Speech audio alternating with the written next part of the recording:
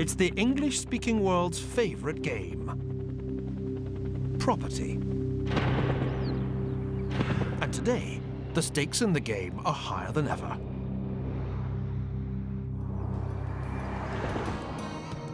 The original property game we know today as Monopoly was actually invented back in 1903 to expose the unfairness of a social system where a small minority of landlords screwed the majority of tenants. 30 years later, an unemployed plumber named Charles Darrow patented a new version of the game, with the board based on the streets here in Atlantic City. It was Darrow who introduced the little houses and hotels. What the game of Monopoly tells us, contrary to its inventor's intentions, is that it's smart to own property. And if it's smart to own property, it's even smarter to lend money to the people who own property. That's because the phrase safe as houses has a rather special meaning in the world of finance.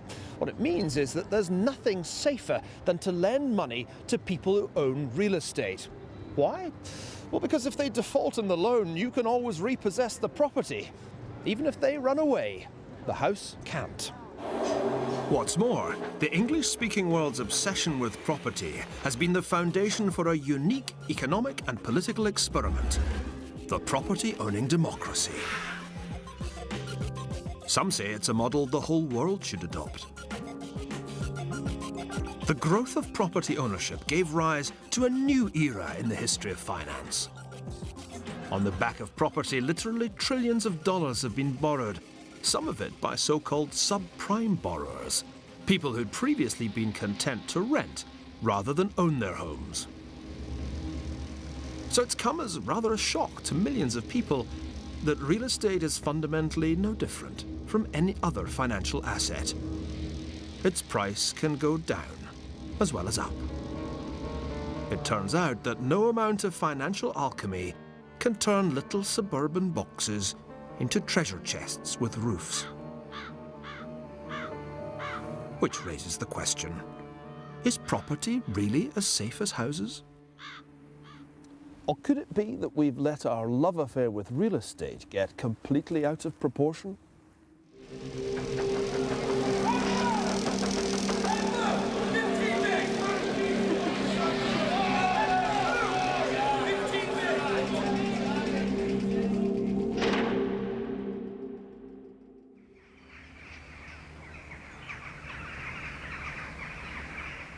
Property ownership was once the preserve of an aristocratic elite. Estates were passed down from father to son, along with titles and political privileges. Everyone else was a mere tenant, paying rent to their landlord. Even the right to vote in elections was originally a function of property ownership. In one respect, not much has changed in Britain since those days. Of 60 million acres of British land, around 40 million are owned by just 189,000 families. The difference is that they no longer monopolise the political system. Indeed, thanks to reform of the House of Lords, the hereditary peerage is being phased out of Parliament. Now, you can explain the decline of the aristocracy in many ways, but as far as I'm concerned, the main driver was finance.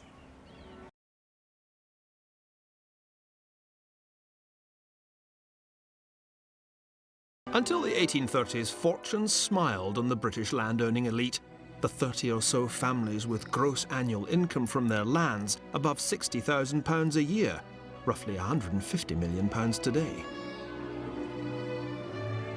With such vast property assets backing them and income from agriculture booming, it was hard to see how the aristocracy could fail to flourish.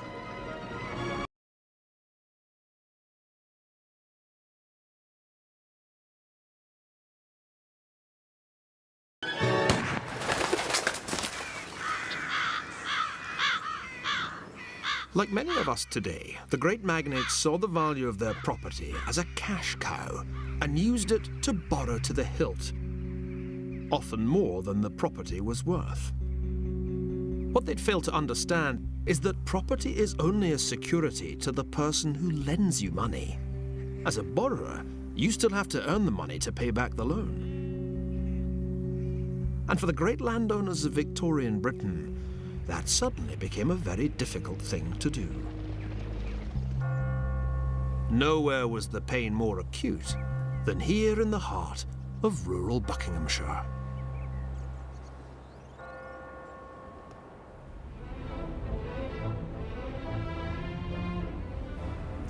There's something undeniably magnificent about this huge neoclassical palace, Stowe House, arguably the greatest private residence built in England in the 18th century. Just look at these extraordinary scagliola pillars, or the stunning elliptical plaster ceiling. And yet there seems to be something missing, or rather many things, because once, in each of these alcoves, there was a Roman statue.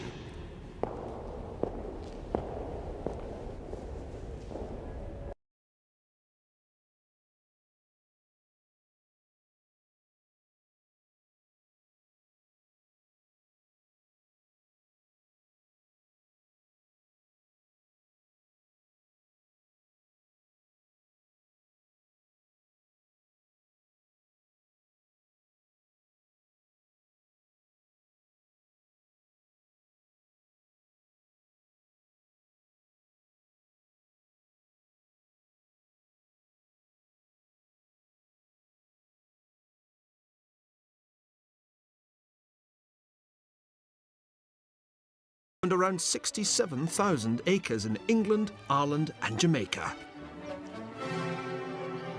These immense properties seemed more than adequate to back his extravagant lifestyle, and he spent money as if it might go out of fashion, on mistresses, on illegitimate children, on anything that he felt was compatible with his standing as a Duke of the realm.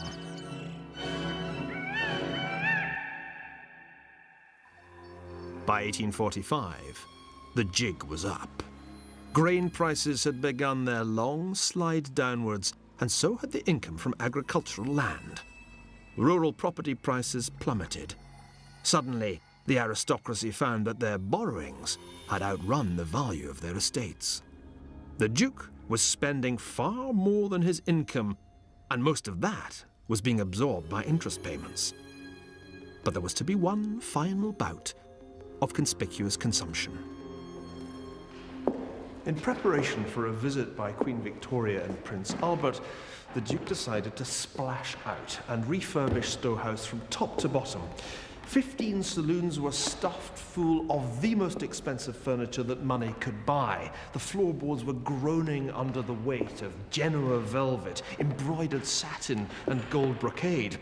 When the Queen saw the results, she commented rather waspishly, "I am sure I have no such splendid apartments in either of my palaces." Sadly, the cost of this mega makeover proved to be the final straw for the ducal finances. In August 1848, to the Duke's horror, his son had the entire contents of Stowe House auctioned off. Now, his ancestral stately home was thrown open for throngs of bargain hunters to bid for the silver, the wine, the china. Today, Stowe is a private boarding school.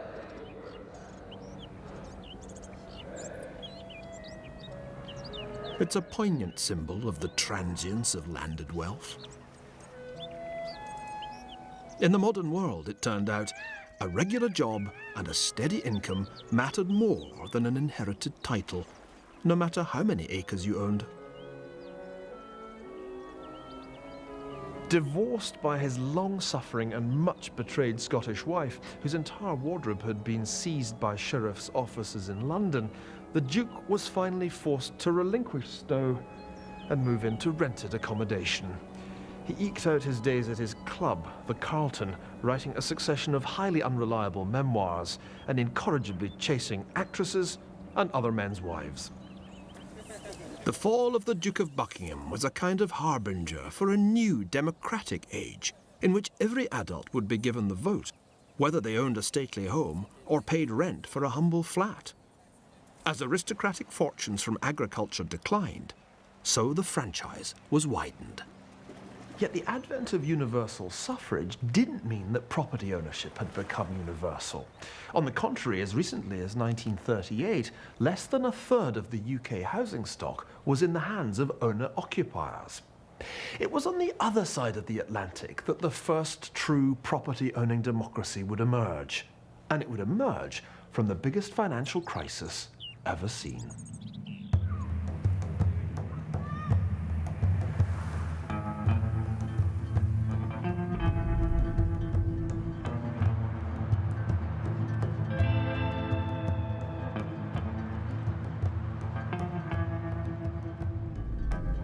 An Englishman's home is his castle, and Americans know that there's no place like home too, even if all the homes are rather similar. Today, we take the universal right to own our own home for granted. But before the 1930s, no more than 2/5 of American households were owner-occupiers. If the old class system based on elite property ownership was distinctively British, the revolution that created a new property-owning democracy was born out of a great American financial crisis. When the Depression struck in 1929, the US economy nosedived. The minority of people who did own their own homes couldn't afford the mortgage payments. Tenants, too, struggled to pay the rent when all they had coming in was the dole. Nowhere were the effects of the Depression more painful than in Detroit. Soon the automobile industry here employed only half the number of workers it had in 1929, and at half the wages. By 1932, the dispossessed of Detroit had had enough. On March the 7th, 5,000 workers laid off by the Ford Motor Company marched to the factory to demand unemployment relief. What followed would force Americans to completely rethink their attitude to property ownership.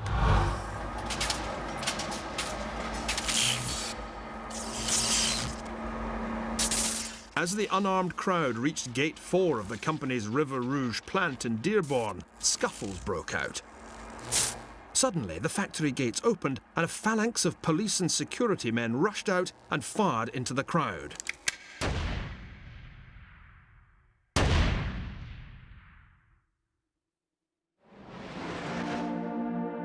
Five workers were killed.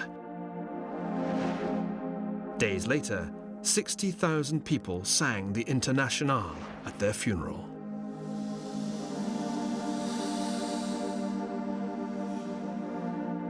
The Communist Party newspaper accused Edsel Ford, son of the firm's founder, Henry, of allowing a massacre.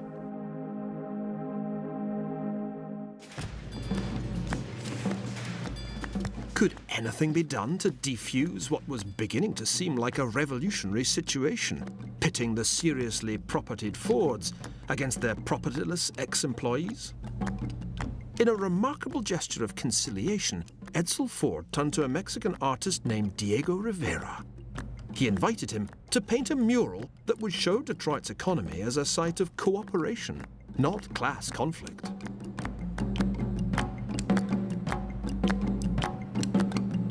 Diego Rivera was a lifelong communist. His ideal was of a society in which there would be no private property, in which the means of production would be commonly owned. In his eyes, Ford's River Rouge plant was the very opposite, a capitalist society in which the workers worked and the property owners, who reaped the rewards of their efforts, merely watched.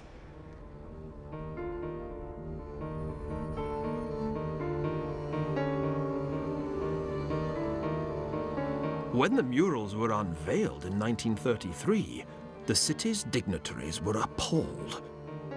They saw them as communist propaganda, a travesty on the spirit of Detroit.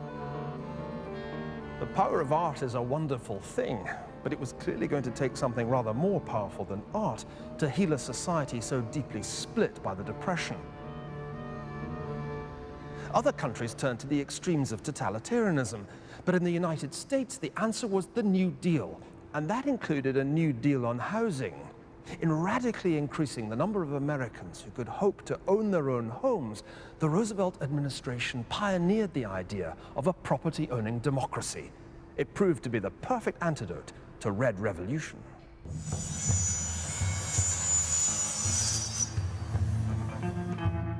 In effect, the government would rig the housing market to incentivize Americans to become property owners.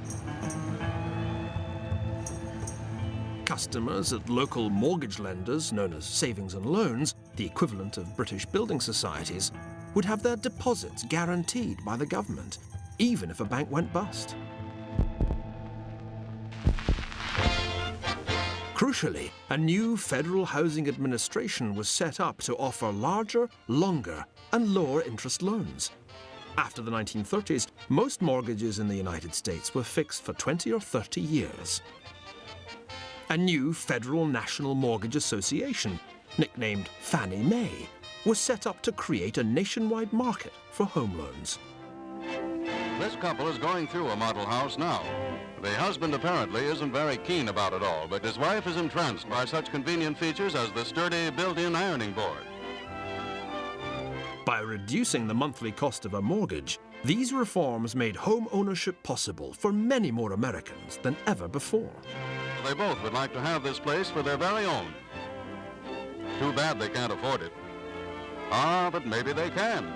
For according to this sign, they can buy this house with monthly payments that are less than they now spend for rent.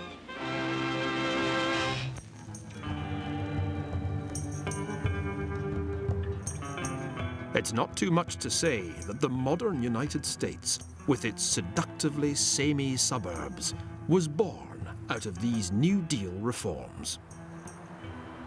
From the 1930s then, the US government effectively underwrote the mortgage market, bringing borrowers and lenders together. And that was the reason for the big explosion in property ownership and mortgage debt in the decades after World War II.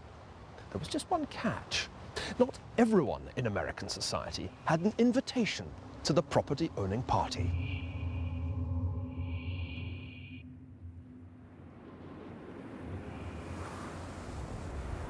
When these houses were built in Detroit back in 1941, whether you got the money or not for a mortgage depended on which side of this divide you lived. It was a real estate developer who built this 6-foot-high wall right through the middle of Detroit's 8-Mile district. He had to build it in order to qualify for loans from the Federal Housing Administration. The loans were to be given for construction on that side of the wall, which was a predominantly white neighborhood. On this side, on the black side, there was to be no federal credit, because African Americans were regarded as fundamentally uncreditworthy. It was part of a system that divided the whole city, in theory by credit rating, in practice by color. Segregation, in other words, wasn't accidental, but a direct consequence of federal policy. This map by the Federal Home Loan Board shows the predominantly black areas of Detroit, the Lower East Side, and so-called colonies like the one we're in now in Burwood Griggs, marked with the letter D and coloured red. You can see why the practice of giving whole neighbourhoods a negative credit rating came to be known as redlining.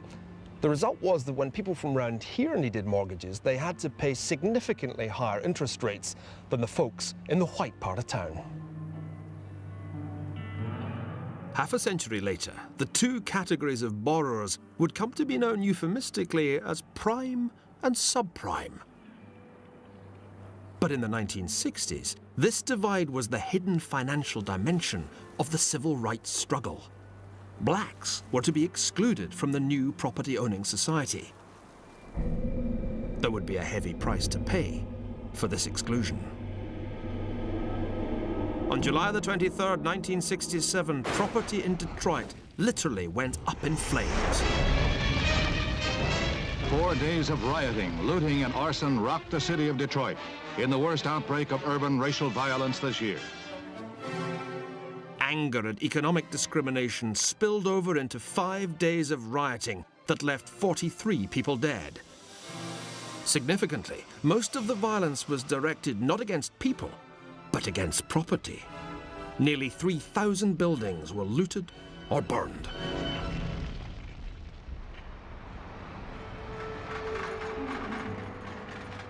The real lesson for policymakers was that excluding ethnic minorities from the property-owning democracy was a fast track to trouble. To make people feel like stakeholders in the social status quo, you had to make them property owners. Indeed, widening home ownership might even turn the malcontents into conservatives. This was a lesson that Margaret Thatcher was quick to learn. Here in Britain, the idea of the property-owning democracy became a keystone of 1980s conservatism. By selling off council housing at bargain basement prices, Thatcher ensured that more and more British couples had a home of their own. That also meant that more people than ever had mortgages. Up until the 1980s, government incentives to borrow money and buy a house made pretty good sense for the average British family. Interest rates were relatively low in the 60s and 70s, and the inflation rate tended to creep up, so that the real value of mortgage debt tended to fall. But there was a sting in the tail. The very same governments that professed their faith in the property-owning democracy were also committed to fighting inflation. And that meant raising interest rates. The British and American policy of encouraging people to take out mortgages and then cranking up interest rates led in the late 80s to one of the most spectacular booms and busts in the history of the property market. It was to the 80s what the subprime meltdown has been in our own time. The first, but not the last time that America's mortgage market has gone stark, raving mad.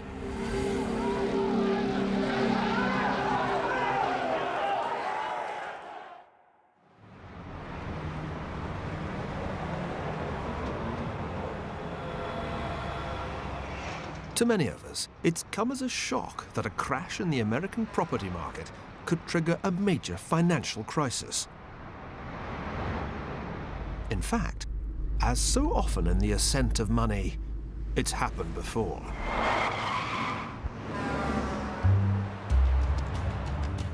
In March 1984, American government regulators received a copy of a video showing mile after mile of half-built houses and condominiums along Interstate 30, just outside Dallas, in Texas.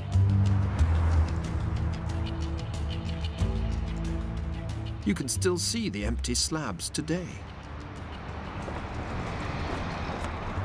The investigation triggered by these unbuilt homes would expose one of the biggest financial scandals of all time, a scam that would make a mockery of the idea of property as a safe form of investment. This isn't a story about real estate, more like surreal estate. Savings and loan associations, America's building societies, were not only central to Roosevelt's New Deal on housing. By the 1970s, they were the foundation of America's property-owning democracy. Then, in the 1970s, the savings and loan industry was hit first by double-digit inflation and then by higher interest rates. It was a lethal double punch for institutions that were forbidden by law to raise the rates they paid to savers, and which were receiving interest payments from local mortgage borrowers that had been fixed decades before. The response in Washington was to remove nearly all these restrictions. When deregulation was enacted in 1982, President Reagan was cock-a-hoop. All in all, I think we hit the jackpot. Well, some people certainly did. Liberated from the old constraints, the people running savings and loans suddenly saw a chance to make some serious money from the once boring business of mortgage lending. By raising savings rates, they could attract much more money from depositors. Then they could use these deposits as the basis for as many loans as they liked. Crucially, though, one thing didn't change. Savers' deposits were still insured by the government. It was an invitation to a gigantic free lunch for financial cowboys. This is the Wise Circle Grill just outside Dallas, filled every lunchtime with local citizens of unblemished integrity. 20 years ago, the clientele was rather different. The city of Dallas had more than its fair share of fraudulent savings and loans. And this was where the Dallas property cowboys came to hang out. The Wise Circle Grill was the place to have brunch when they weren't whipping it up on their South Fork-style ranches. It was all very, very 1980s. One group of Dallas developers, the Empire Savings and Loan Association, offered the perfect opportunity to make money out of thin air, or rather, out of flat Texan land. The surreal saga of Empire Savings and Loans began when Chairman Spencer Bain teamed up with a flamboyant high school dropout turned property developer named Danny Faulkner, whose speciality was extravagant generosity with other people's money. The money in question came in the form of deposit accounts on which Empire paid alluringly high interest rates. This is Faulkner Point, one of the very first developments that Danny Faulkner ever built. And it spawned a veritable empire of Faulkner Crest, Faulkner Creek, Crescent, Faulkner Fountain, Faulkner Oaks. Danny Faulkner's favourite trick was the flip. He would buy some parcel of land for peanuts and then sell it on to naive investors who got the money lent to them by, you guessed it, Empire Savings and Loans. And Danny Faulkner may have claimed that he was illiterate, but he certainly wasn't innumerate. Many investors never even got a chance to view their properties close up. Faulkner would simply fly them over in his helicopter without landing. By 1984, property development in Texas was out of control, paid for by government-guaranteed deposits that were effectively going straight into the pockets of the developers. On paper, at least, the assets of Empire had grown from $12 million to $257 million in just over 2 years.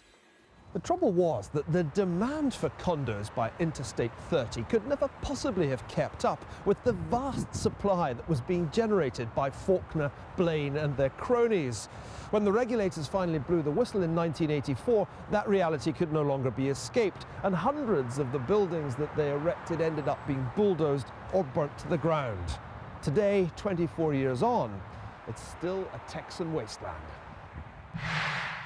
In 1991, Faulkner and Bain were both convicted and jailed for fraud. One investigator called Empire one of the most reckless and fraudulent land investment schemes in American history. In all, nearly 500 savings and loans collapsed. According to one official estimate, nearly half had seen criminal conduct by insiders.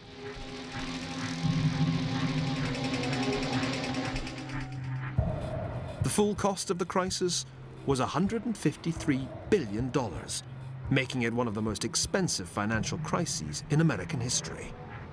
And the federal government, which had deregulated the savings and loans in the first place, had to pick up the bill, which is another way of saying that taxpayers forked out. It was the first clear sign that there might be a downside to the idea of the property-owning democracy.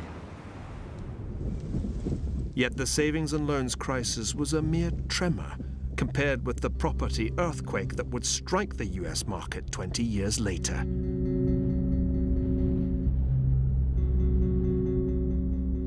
Savings and loans was an all-American crisis, but the subprime quake would shake the entire world of finance to its very foundations.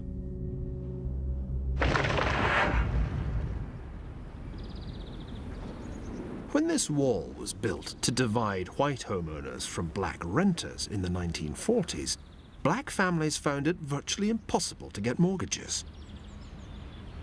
60 years later, that had all changed. "We want everybody in America to own their own home," President George W. Bush declared in October 2002, challenging lenders to create 5.5 million new minority homeowners by the end of the decade. Positively encouraged by the federal government to relax lending standards, mortgage companies swarmed into areas like this one, offering all kinds of alluring deals.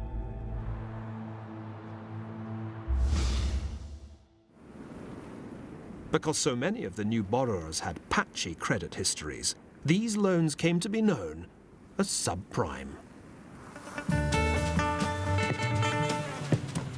No income, no job, no assets. That made you a perfect candidate for a ninja loan.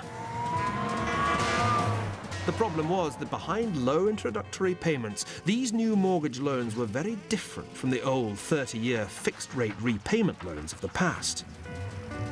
Since the 1980s, the housing game has radically changed throughout the English-speaking world. Mortgages are for shorter and shorter durations, and more borrowers are opting for interest-only mortgages. That makes households far more sensitive than they used to be to interest rate hikes.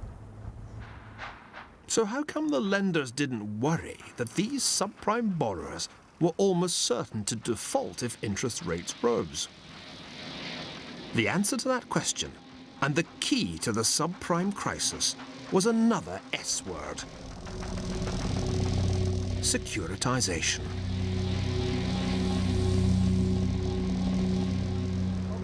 Instead of putting their own money at risk, subprime lenders immediately sold the loans on to banks here in and around Wall Street. And the banks then securitized the loans, which means they bundled them together and then sliced and diced them so that at least the top tier could be classified as AAA-rated investment-grade securities. And the banks then sold these securities to investors 1,000 miles away from Detroit, who were happy to pay for just a few extra hundredths of a percentage point in interest.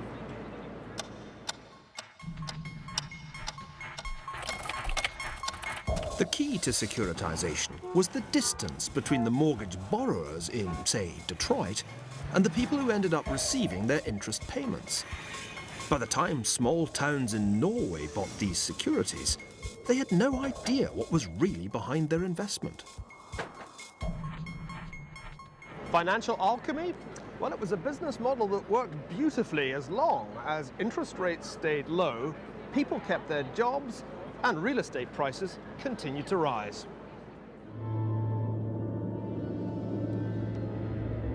Unfortunately, none of these things happened in Detroit. In 2006 alone, subprime lenders injected more than $1 billion into those areas of the city where home values were already falling and unemployment and mortgage rates were already rising. Where Detroit led, other cities soon followed.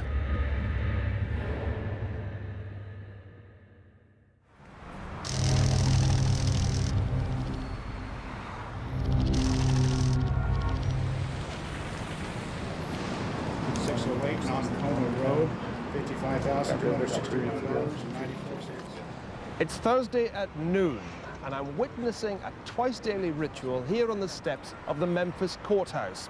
About 30 homes are about to be auctioned off here, and the reason is that the mortgage lenders have foreclosed on the homeowners for failing to keep up with their interest payments. 2926 South Radford Avenue. Memphis is really becoming foreclosure city these days. In the past 5 years, something like 1 in 4 households has received a notice threatening them with foreclosure. Since the subprime mortgage market began to turn sour in the early summer of 2007, shockwaves have been spreading through all the world's financial markets, wiping out hedge funds, obliterating venerable investment banks, and costing the survivors hundreds of billions of dollars. Remember that pillar of the 1930s New Deal mortgage market, Fannie Mae? With its younger brother, Freddie Mac, it grew to own or guarantee around half of all American home loans. In September 2008, Fannie and Freddie were effectively nationalized to avoid a complete collapse of the mortgage market. Established Wall Street names like Bear Stearns, Lehman Brothers, and Merrill Lynch have vanished. Unlike savings and loans, this crisis extends right around the world. The 4 Norwegian municipalities of Rana, Hemnes, Hattfjelldal and Narvik, which had invested their citizens' taxes in subprime-backed securities, are now sitting on an investment worth roughly 15% of what they paid for it, a loss of $100 million.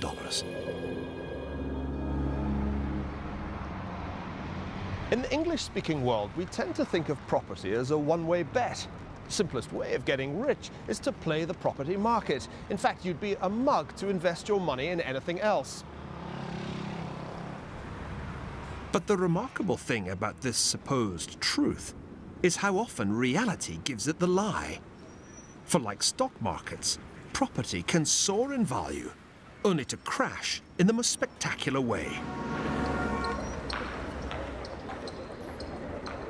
In Britain, between 1989 and 1995, the average house price fell by 18%. But that was nothing compared with what happened here in Japan.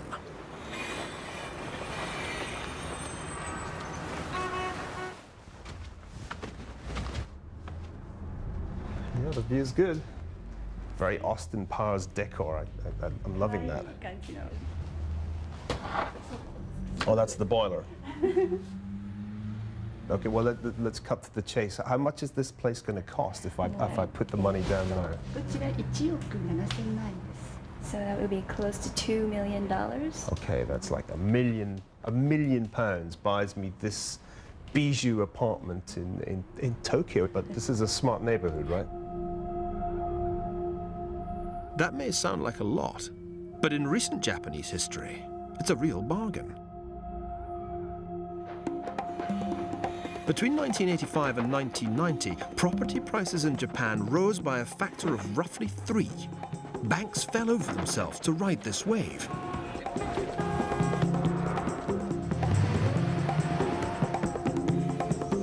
But it wasn't a wave. It was a bubble. And in 1990, it burst. Prices here in Tokyo fell by 75%, wiping out all the previous gains. This has cost £1 million now. How much did it cost back in 1990 at the peak of the property bubble? So roughly 3 times. Three the value. times? So close to possibly $6 million. £3 million. Wow. You know, we think we've had a property crash in the West, but this is a real property crash.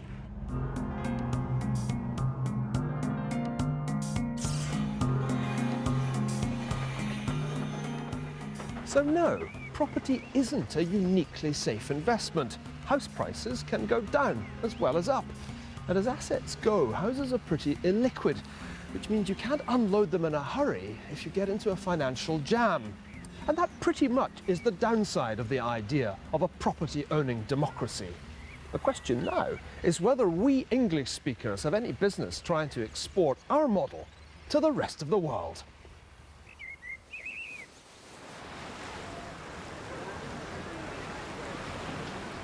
The real flaw in the property-owning democracy, as recent events have proved, is that the housing market, like any asset market, is prone to booms and busts. But maybe there's another way of looking at property, as a means of unlocking new wealth by providing collateral for aspiring entrepreneurs. Could property ownership be the answer to the problems of the world's poorest countries? You've heard of subprime borrowers. Well, welcome to a subprime country. Argentina, where economic underachievement has been a way of life for a century.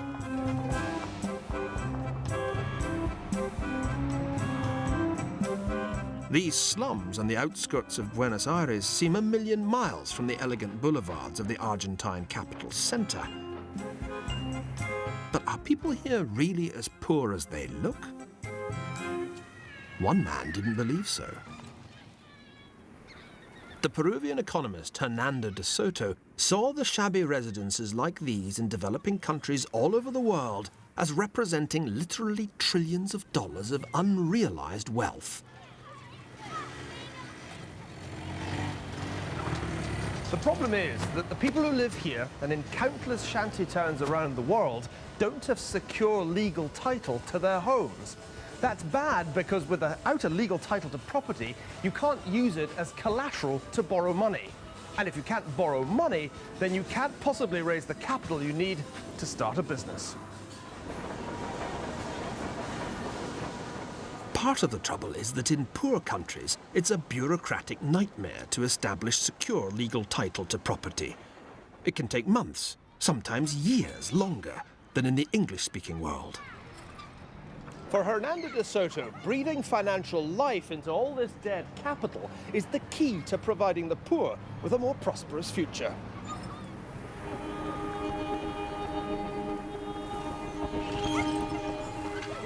The shanty town of Quilmes, on the southern outskirts of Buenos Aires, provides a natural experiment to test de Soto's theory.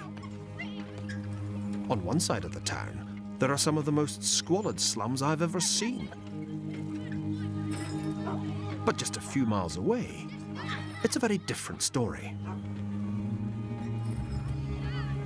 It was in the early 1980s that a group of squatters here lobbied the government for secure legal title to their homes. Well, they were successful, and those willing to pay a nominal rent were granted leases which after 20 years converted into full ownership. You can tell they're owner-occupied by the fact that there's a fence, the walls are painted, there's even a rather excitable guard dog. After all, owners tend to look after properties better than tenants. And some of the owners here are even realizing the value of their properties by putting them up for sale. Yet there seems to be a flaw in the theory. For owning their own homes hasn't made it significantly easier for people here to borrow money. Just 4% of them have managed to secure a mortgage. The reality is that owning property doesn't give you security, it just gives your creditors security. Real security comes from having an income, as the Duke of Buckingham discovered in the 1840s, as Detroit homeowners are discovering today, and as I suspect the people of Quilmes would probably agree. For that reason, it probably isn't necessary for every entrepreneur in the developing world to take out a mortgage on his home, or for that matter, on her home. In fact, property ownership may not be the key to wealth generation at all.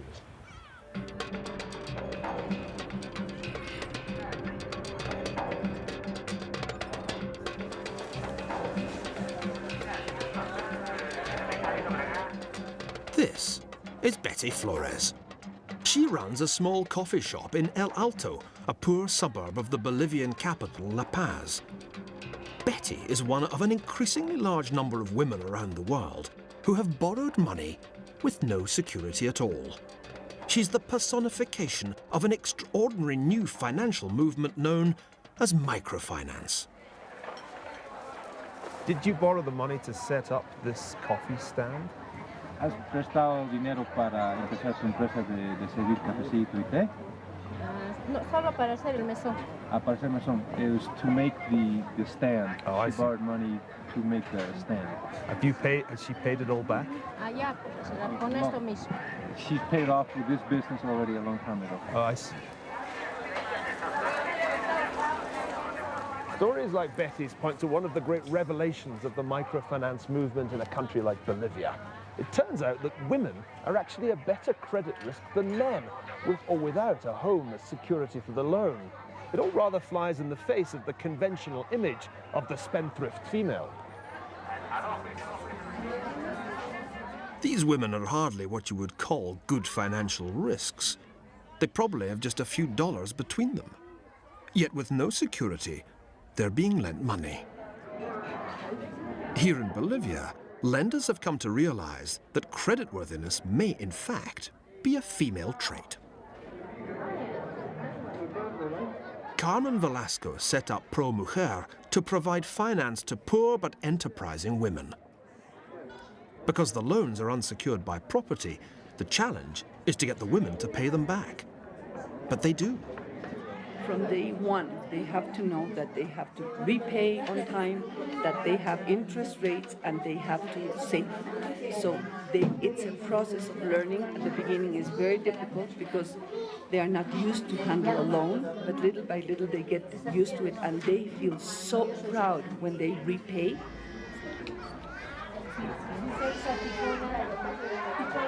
I must say I'm hugely impressed by what I'm seeing here at Pro Mujer. You can sense in this hive of activity the transformation that microfinance has brought into these women's lives. And behind me, you can see the bottom line. Women lining up to repay their loans punctually. Maybe it's time to change that old catchphrase from as safe as houses to as safe as housewives. Of course, it would be a mistake to assume that microfinance is some kind of economic magic bullet. Just giving out loans won't necessarily consign poverty to the museums. But then betting everything on the house won't do that either.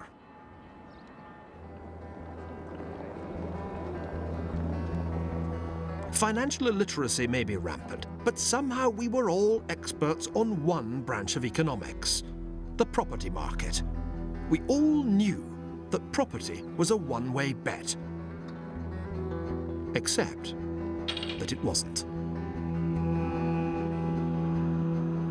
All over the world, it seems, property prices are falling.